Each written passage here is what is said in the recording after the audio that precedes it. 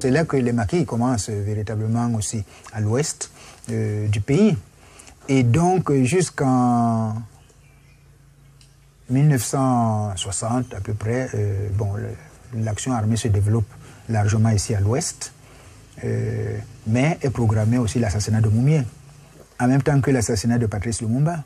Alors ça c'est lié certainement à la deuxième conférence des peuples africains qui élit un comité comprenant notamment Boumendjel du FLN d'Algérie, Lumumba, Moumié. Alors ça signifie qu'à l'échelle continentale, il va se passer des choses pas agréables du tout pour les milieux coloniaux. La France continue sa stratégie d'éradication. Félix Moumié, qui dirige toujours l'UPC depuis l'exil, est à Genève où il négocie un transfert d'armes. Un agent des services secrets français, William Bechtel, serait parvenu à glisser un poison dans son verre. Le 4 novembre 1960, Félix Moumié meurt à l'hôpital de Genève. J'ai dit que c'est le général de Gaulle qui a tué mon mari. C'est ça que j'ai dit. Qu'on trouve que c'est mauvais, qu'on trouve que c'est mal dit, qu'on trouve que comment. Mais c'est ça que j'ai dit.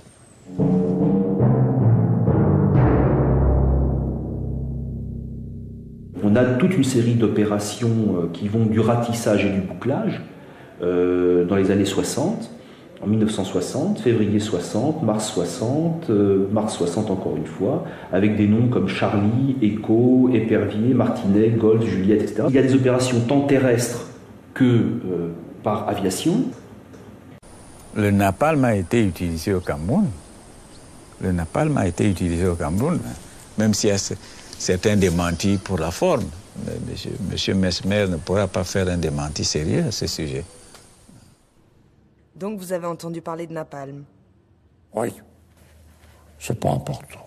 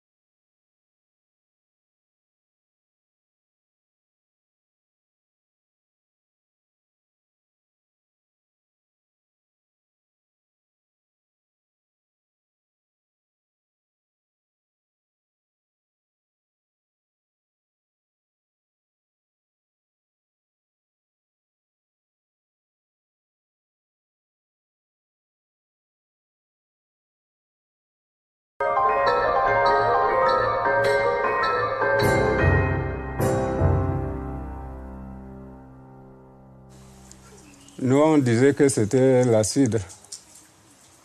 C'est le nom que nous, on connaissait.